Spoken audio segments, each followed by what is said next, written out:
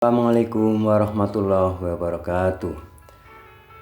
Selamat berjumpa kembali dengan Bapak Prayitno ya, di channel Prayitno Berbagi. Kali ini Bapak akan mengajak kalian, terutama untuk kelas 6 SD ataupun MI, kita akan belajar tentang tema 4 ya, yaitu globalisasi. Ya, silahkan kalian siapkan ya bukunya. Baik, kita akan mulai pada materi ini ya, pada halaman 1 ya. Tema 5, ini tema 4 maksudnya. Tema 4 itu tentang globalisasi ya. Nah, subtema 1 yaitu globalisasi di sekitarku. Nah, pembelajaran 1 ya. Nah, baik. Kita pelajari dulu ya. Kita berada di era globalisasi. Dapatkah kamu menyebutkan dan menjelaskan fakta tentang globalisasi yang ada di sekitarmu? Nah, kalian sudah amati ya. Ini seorang anak putri ya. Perempuan ini sedang memegang satu alat ya. Ini adalah alat yang ditemui pada zaman globalisasi sekarang ini. Nah, kita akan lebih jauh ya nanti belajar tentang globalisasi itu apa ya, terutama di sekitarmu dan di negara ini. Baik, mari kita baca, kita amati. Ayo mengamati. Amati berbagai produk yang ada di sekitarmu. Produk tersebut bisa berupa pakaian, tas, atau sepatu yang kamu, temanmu, dan gurumu kenakan ya, dipakai ya. Bisa juga makanan dan minuman atau produk lain yang ada di sekitar kelas dan sekolah. Bisakah kamu menerka atau menebak ya, negara mana yang memproduksinya? Nah, di sini ada tabel ya. Tabel ini kalian isi dari mengamati ini gambar berupa produk ya. Ada batik, ada mobil ini, dan negaranya ya, dari negara mana. Nah, kalian tentu bisa ini ya. Di sini nanti kalian menebak ini produk apa, dari negara mana, lalu tulis di sini. Ini nomor 1 sampai 5, 6 ya. 1 2 3 4 5 6. Ini nama produk ya, nama barangnya, nama produknya, negara asalnya. Nah, kalian tentu harus mengamati dulu ya. Pertama di sini, nah yang dari tempat kita sendiri ya, Indonesia. Ini ada batik ya, batik dihasilkan oleh Indonesia. Jadi nanti ditulis di sini batik, negara asal Indonesia. Kemudian yang kedua, karpet. Ini karpet ya. Ini karpet.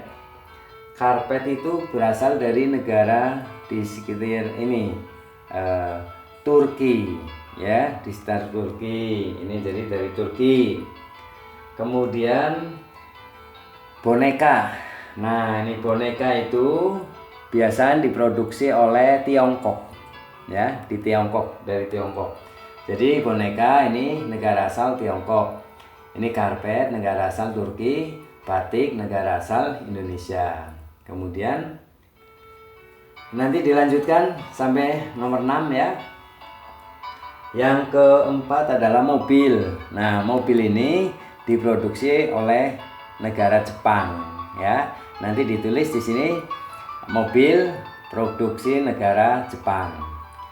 Kemudian jam tangan. Nah, jam tangan ini nanti nama produk jam tangan diproduksi oleh negara Swiss ya, terkenalnya dari negara Swiss. Kemudian ini ada susu ya.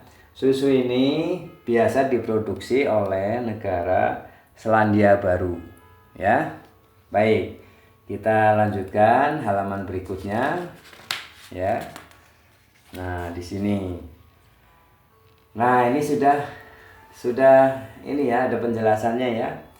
Batik dari Indonesia, kemudian karpet dari Turki, boneka dari Tiongkok, mobil dari Jepang, jam tangan dari Swiss, kemudian produk susu ini ya berasal dari Selandia Baru, ya. Nah, ini adalah hasil-hasil dari globalisasi. Nah, sekarang ini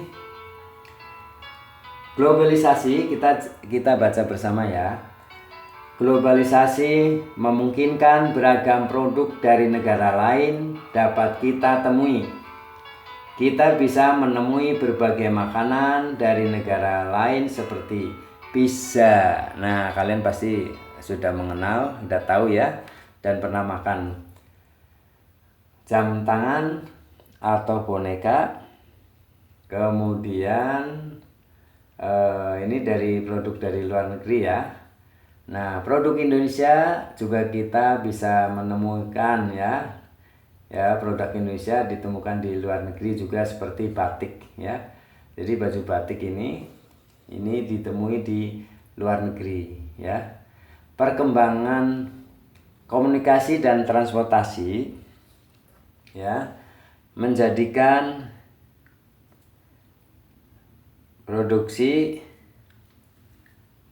barang-barang tersebut mudah ditemui di negara lain ya.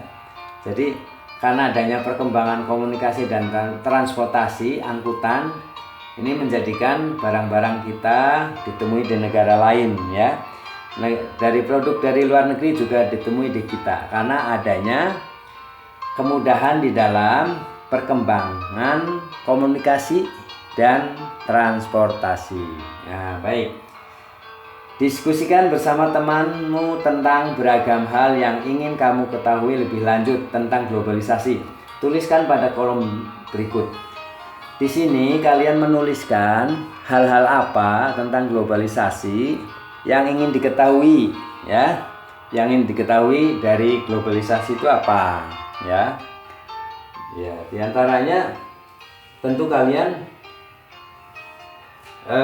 mesti pengen tahu ya apa pengertian dari globalisasi ya. Ingin tahu di sini catat apa arti globalisasi, tentunya ingin tahu ya.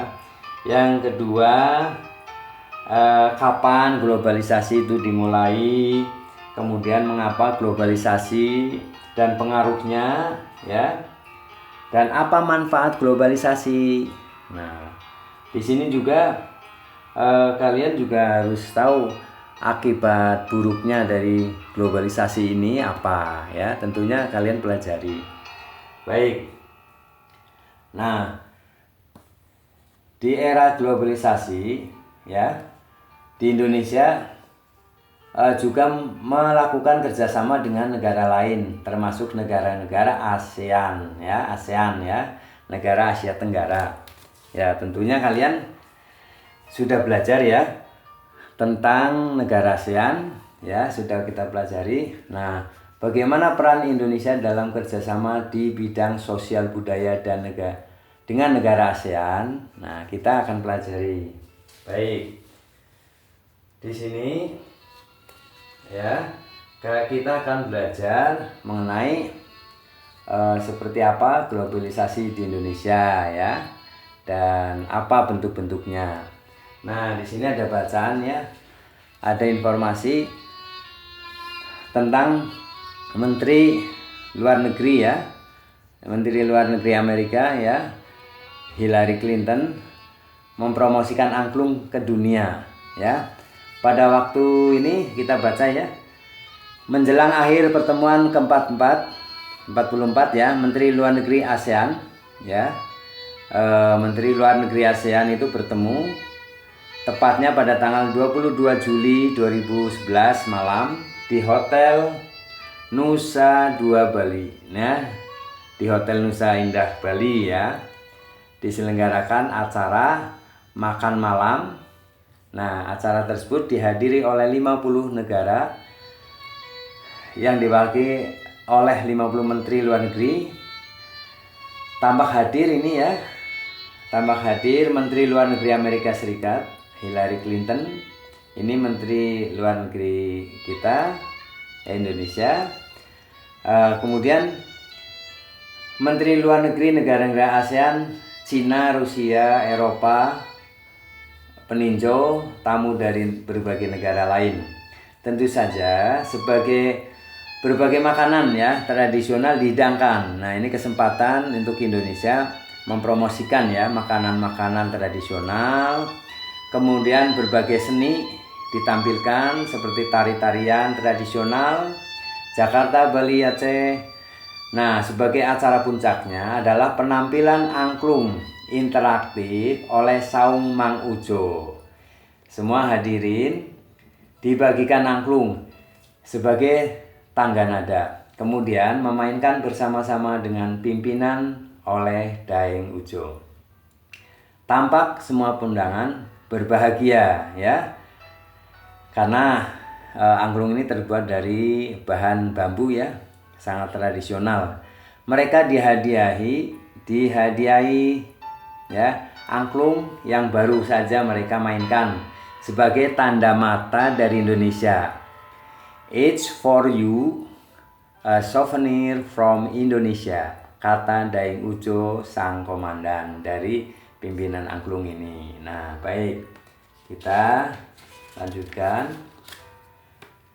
Malam yang berkesan itu sangat membantu dalam menciptakan iklim yang kondusif. Malam tersebut membuat pertemuan para menteri luar negeri ASEAN dan berbagai pertemuan lainnya ya secara bilateral berlangsung sukses. Foto Ibu Hillary Clinton juga menghiasi berbagai surat kabar di dunia berkat angklung ya.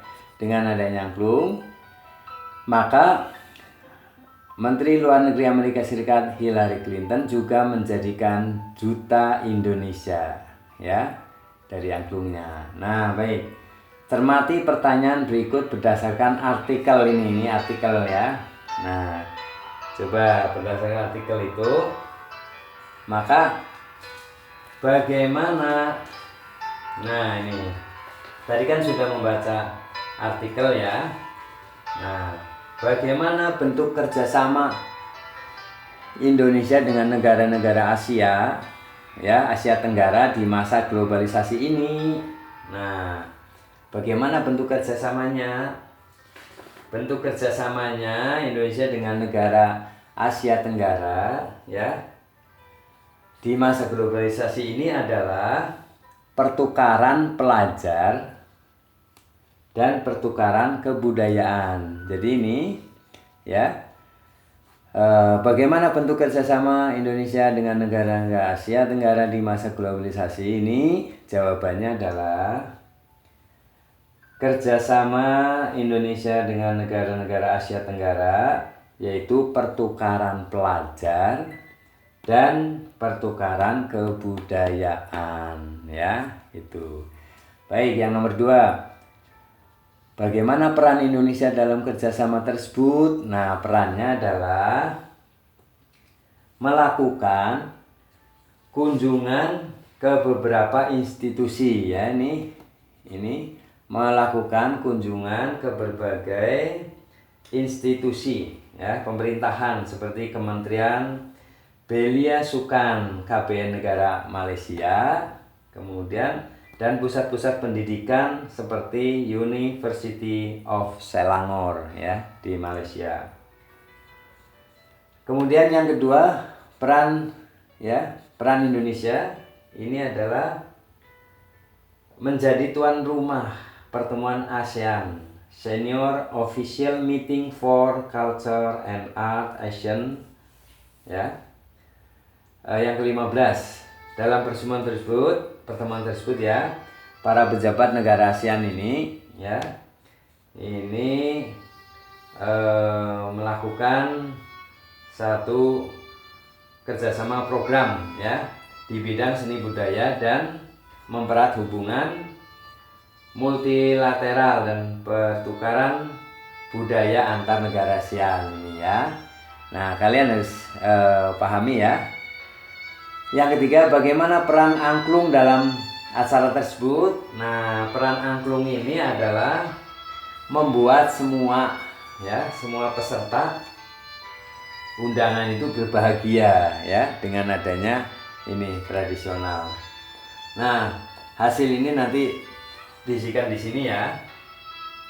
Nah, ini kemudian di sini ada tugas mandiri. Tugas mandiri adalah carilah informasi tentang berbagai kerjasama di bidang sosial dan budaya yang dilakukan oleh Indonesia dengan negara-negara ASEAN. Nah, kamu bisa mencari informasi tersebut di berbagai media seperti surat kabar, majalah, artikel-artikel, dan media elektronik. Tuliskan informasinya di sini ya. Nih. Jadi ini kerjasama ya, kerjasama Indonesia dengan negara-negara Asia Tenggara di bidang sosial budaya di masa globalisasi adalah bentuk kerjasamanya tadi ya. Di sini ditulis pertukaran pelajar ya, bentuk kerjasamanya adalah pertukaran pelajar. Nah, peran Indonesia dalam hubungan kerjasama dengan negara Asia Tenggara adalah perannya ini melakukan kunjungan ke beberapa institusi pemerintahan seperti Kementerian Belia Sukan, ya, KBN negara Malaysia, dan pusat pendidikan seperti University of Selangor ya, ditulis di sini ya. Kemudian di sini budayanya pertukaran kebudayaan. Nah, keterangannya di sini apa peran Indonesianya? Adalah menjadi tuan rumah pertemuan ASEAN ya, ASEAN Senior Officials Meeting for Culture and Art ASEAN SOMCA ke-15 ya. Di sini terjadi kerjasama di bidang seni dan budaya ya. Baik, laporkan hasil temanmu kepada guru ya. Ini seperti itu tadi, bisa diingat. Nah, kita kembali ke sini. Kita sering mendengar bahwa abad 20 merupakan abad globalisasi. Berbagai peristiwa dari berbagai belahan dunia dapat kita saksikan langsung melalui layar televisi pada jam, menit, atau bahkan detik yang sama ya. Kita dapat berhubungan dengan sanak saudara, kerabat, atau sahabat yang berada di negara lain dengan mudah. Kita seakan hidup dalam satu desa yang sangat luas, padahal antar negara ya. Jadi itu. Nah, baca teks eksplanasi ilmiah berikut ini ya. Ini teksnya. Menghasilkan energi listrik. Nah, di sini kalian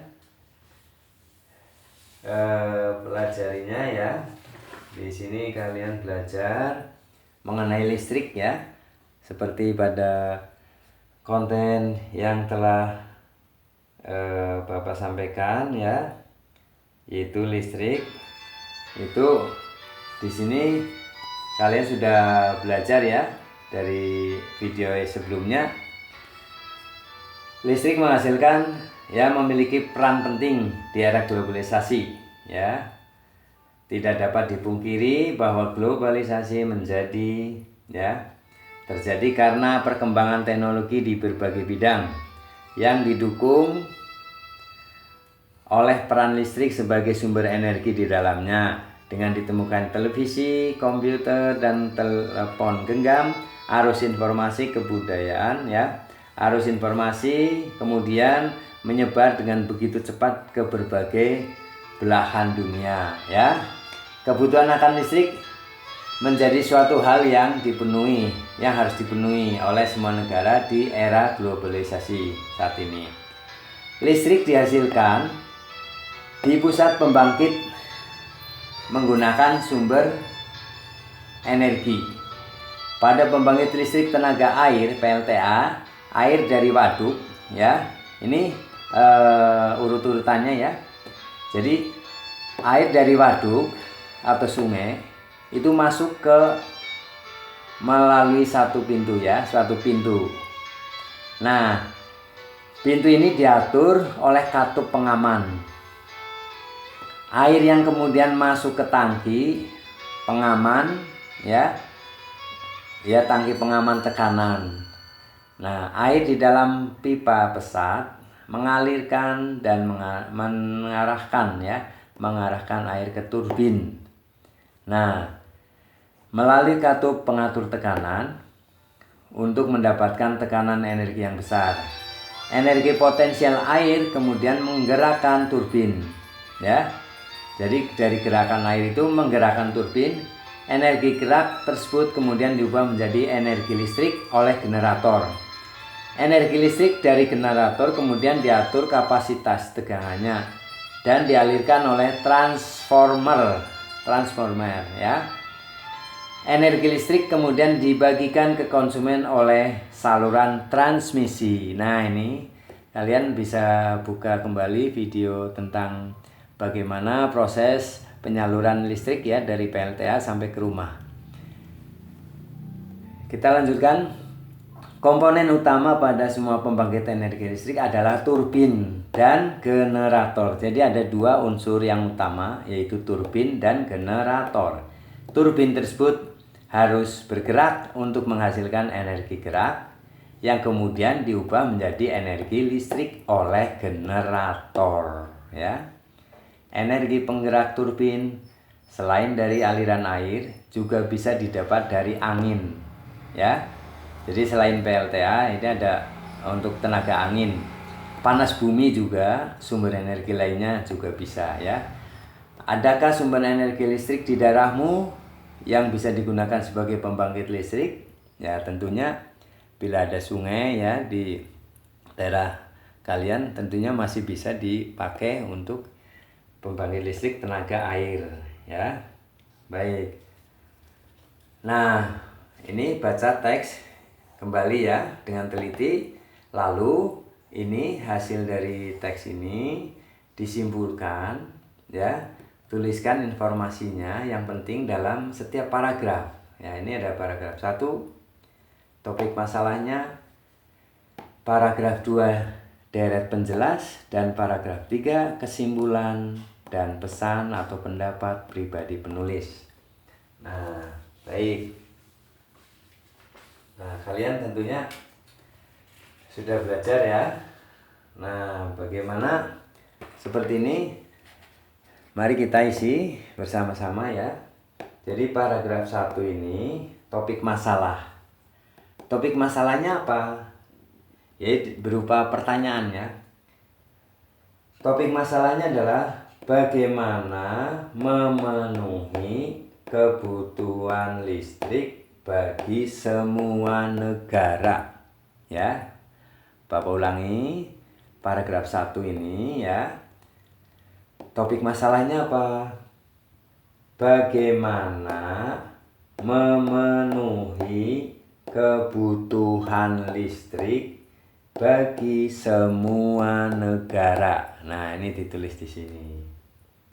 Kemudian paragraf kedua deret penjelas ya. Di sini kalian bisa menjelaskan, yaitu salah satu cara memenuhi kebutuhan listrik adalah membangun PLTA ya. Di sini deret penjelasnya adalah membangun pembangkit listrik tenaga air ya. Yaitu seperti tadi ya di atas diceritakan, kalau ada potensi air sungai ya dibangunlah waduk ya. Kemudian paragraf ketiga Ini kalau paragraf kedua itu ya adalah penjelas bagaimana untuk menghasilkan listrik, yaitu dibangun waduk. Nah, seperti apa prosesnya di sini dijelaskan ya. Bagaimana dari waduk, dari bendungan sehingga bisa menghasilkan listrik. Nah, kesimpulan. Nih, paragraf ketiga adalah kesimpulan dan pesan atau pendapat pribadi penulis, yaitu kesimpulannya apa? Kesimpulannya bahwa komponen utama ini di sini ya. Komponen utama ini paragraf ketiga. Komponen utama pada semua pembangkit tenaga listrik ya adalah turbin dan generator. Nah, di sini ditulis ini ya. Komponen utama pada semua pembangkit energi listrik adalah turbin dan generator. Ditulis di sini. Ya. Baik, kita lanjutkan. Nah, ini tadi di atas ya. Sebelumnya kamu telah memahami tentang proses menghasilkan energi listrik dengan komponen-komponen utama pada pembangkit listrik ya, masih ingat kan? Nah, ini kesimpulannya nih. Komponen utama pada semua pembangkit energi listrik adalah apa? Turbin dan generator atau dinamo ya, ingat-ingat ini.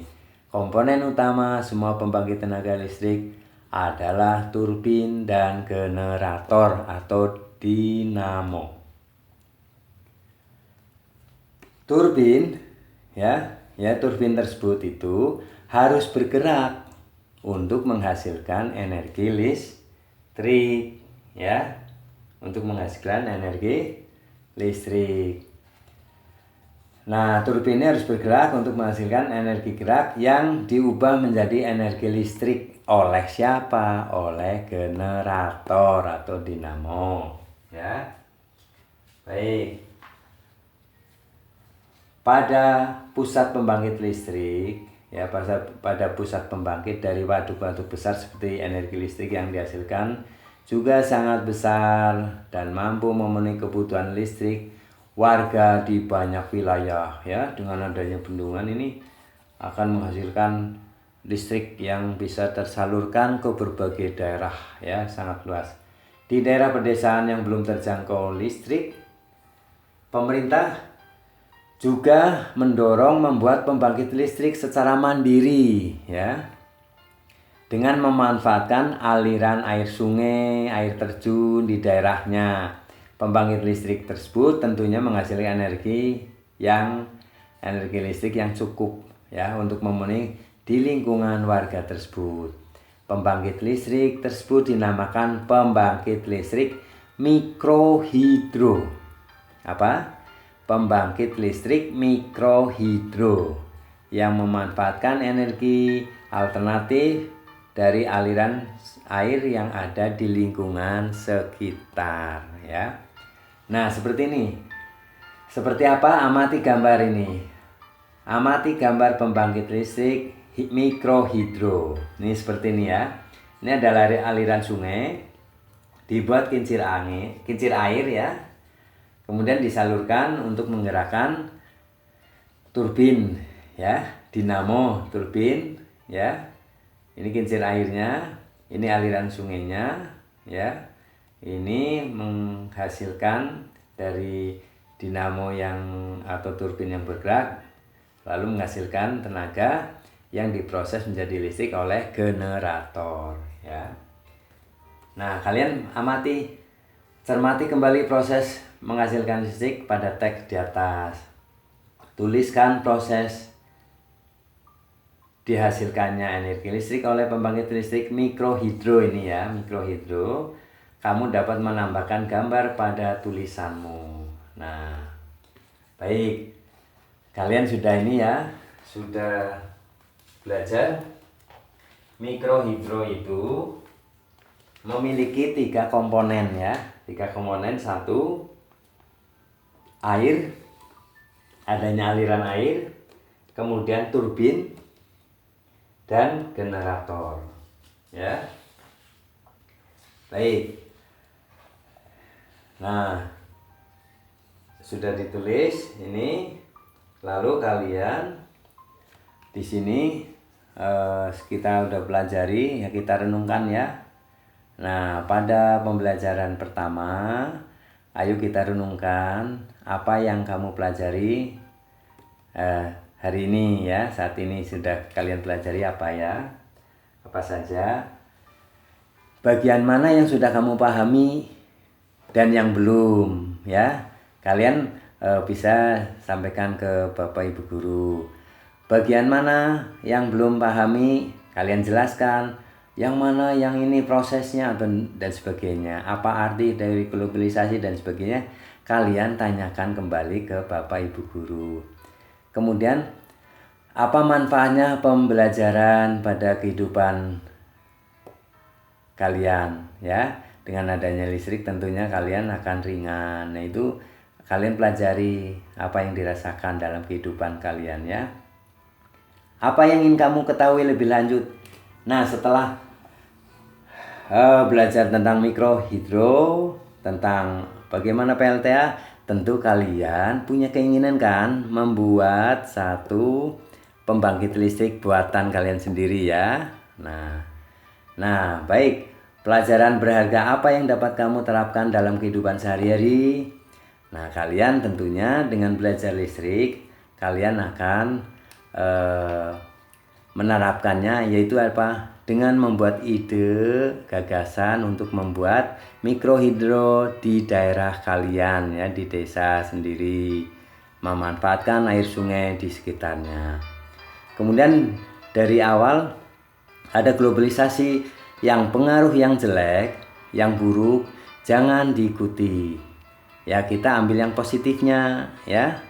Mencari ilmu, mencari teknologi. Nah, itu. Tapi budaya-budaya yang tidak sesuai kalian saring ya, jangan sampai terpengaruh. Nah, baik ya. Baik. Kita hari ini sudah belajar dengan baik. Nah, selanjutnya ini kalian silakan ya untuk tindak lanjut ya, pengayaan kalian bisa mencari informasi dari surat kabar, dari televisi ya, dari informasi internet dan sebagainya. Di sini nama benda apa, asal negara ya, tadi seperti produk dari mana, penggunaannya kehidupan sehari-hari seperti apa, dan pengaruh produk tersebut terhadap kehidupan suatu negara ya. Baik, kita sudah alhamdulillah sudah selesai ya materi pembelajaran 1 ya, subtema 1 dari tema 4.